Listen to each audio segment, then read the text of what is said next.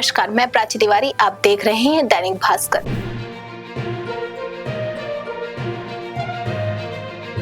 भारतीय cricket team के star wicketkeeper बल्लेबाज ऋषभ पंत उत्तराखंड में अपना पहला घर बनाना चाहते हैं, लेकिन उनकी यह तलाश पिछले 3 साल से पूरी नहीं हो पाई है। आखिर ऐसा क्यों है? क्या उत्तराखंड में जमीन खरीदना इतना मुश्किल है? और क्या राज्य के नए भू कानून की वजह से ऋषभ पंत को भी परेशानी हो रही है? दरअसल ऋषभ पंत ने सोशल मीडिया पर उत्तराखंड के मुख्यमंत्री पुष्कर सिंह धामी से मदद मांगी है। पंत ने बताया कि वह पिछले 3 साल से वह अपने होम टाउन में रहने के लिए सुविधाजनक और पर्याप्त जगह तलाश रहे हैं, लेकिन अब तक उन्हें अपनी जरूरत के मुताबिक जमीन नहीं मिल पाई है। उन्होंने यह भी कहा कि वह उत्तराखंड में अपना पहला घर बनाना चाहते हैं और राज्य के विकास में योगदान देना चाहते हैं। मुख्यमंत्री पुष्कर सिंह धामी ने भी उनके इस पोस्ट का जवाब देते हुए अधिकारियों को ऋषभ पंत से संपर्क कर नियमानुसार हर संभव सहयोग सुनिश्चित कराने के निर्देश दिए हैं।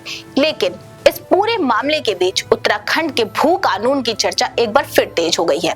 सवाल है, क्या आखिर उत्तराखंड में जमीन खरीदने के नियम क्या है और पिछले कुछ वर्षों में इनमें क्या बदलाव हुए हैं? उत्तराखंड में दूसरे राज्यों के लोगों के लिए जमीन खरीदने के नियम देश के कई दूसरे राज्यों से अलग है। खास तौर पर कृषि और बागबानी की जमीन को लेकर राज्य सरकार ने 2025 में भू कानून को और भी सख्त किया था।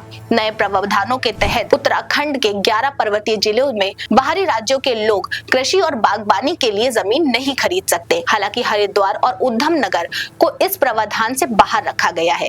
वहीं आवासीय जमीन के मामले में बाहरी व्यक्ति के लिए 250 वर्ग मीटर यानी करीब 300 वर्ग गज तक जमीन खरीदने का प्रावधान है।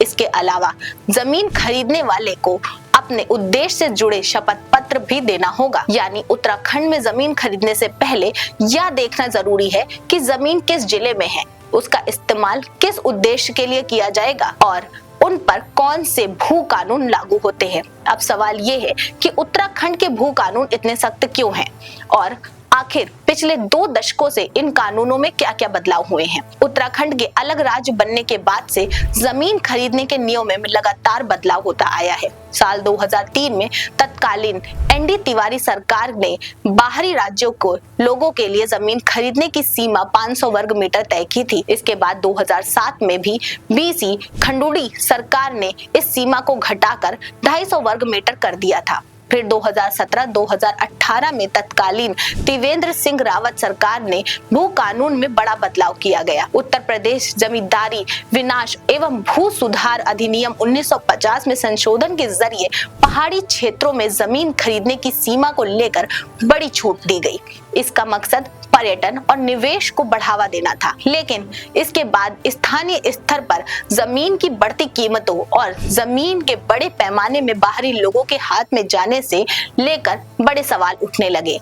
इसी के बाद साल 2025 में मुख्यमंत्री पुष्कर सिंह धामी की सरकार ने भू कानून को फिर सख्त कर दिया। तो क्या इसका मतलब ये है कि उत्तराखंड से बाहर रहने वाला कोई व्यक्ति राज्य में जमीन नहीं खरीद सकता? हम आपको साफ कर दें, ऐसा नहीं है। कृषि और बागबानी की जमीन को लेकर नियम बेहद सख्त हैं, खासकर राज्य के 11 पर्वतीय जिलों में। लेकिन आवासीय जमीन के लिए अलग प्रावधान है। बाहरी व्यक्ति निर्धारित शर्तों के तहत 250 वर्ग मीटर तक आवासीय जमीन खरीद सकता है।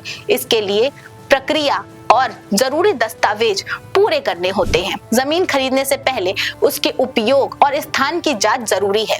नियमों के मुताबिक जमीन खरीदने के बाद निर्माण, रिनोवेशन या एक्सटेंशन के लिए भी संबंधित प्राधिकरण से अनुमति की जरूरत पड़ सकती है। अब लौटते हैं ऋषभ पंत के मामले पे। ऋषभ पंत का जन्म उत्तराखंड के रुड़की में हुआ था और उत्तराखंड से उनका गहरा जुड़ाव रहा है। घरेलू क्रिकेट में वह दिल्ली का प्रतिनिधित्व करते हैं, लेकिन अपने गृह राज्य से उनका रिश्ता लगातार बना हुआ है। हाल ही में वह वित्तीय वर्ष 2025-26 में उत्तराखंड के सबसे ज्यादा इनकम टैक्स देने वाले व्यक्ति भी रहे हैं। जहां तक जमीन खरीदने के नियमों का सवाल है, ऋषभ पंत का मामला सामान्य बाहरी खरीदारी से अलग है। उनकी परेशानी मुख्य रूप से भू कानून के कारण जमीन खरीदने पर रोक की नहीं, बल्कि अब अपनी जरूरत के मुताबिक बड़ी सुविधाजनक जगह उपलब्ध नहीं होने की थी। उन्होंने खुद अपने पोस्ट में ये कहा है कि वह पिछले 3 साल से ऐसी जगह तलाश रहे हैं जहां वह अपना पहला घर बना सके। यानी ऋषभ पंत के मामले में उत्तराखंड के भू कानून को एक बार फिर चर्चे का केंद्र में डाल दिया है। एक तरफ सरकार का तर्क है कि सख्त भू कानून से पहाड़ी क्षेत्रों में स्थानीय लोगों की जमीन संबंधी अधिकार सुरक्षित रहेंगे, तो दूसरी तरफ पर्यटन, निवेश और राज्य से जुड़े लोगों के लिए ये जमीन की उपलब्धता भी बड़ा सवाल है। अब देखना ये होगा क्या ऋषभ पंत की तलाश पूरी होती है और मुख्यमंत्री के निर्देश के बाद उन्हें अपने सपनों का घर बनाने के लिए जमीन मिल पाती है या नहीं।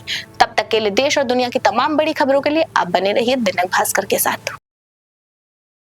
राजनीति हो या क्रिकेट, देश विदेश की ब्रेकिंग हो या आपके मोहल्ले की बड़ी खबर, सब मिलेगा एक ही ऐप में, सबसे तेज और भरोसेमंद। अभी डाउनलोड करें दैनिक भास्कर डिजिटल।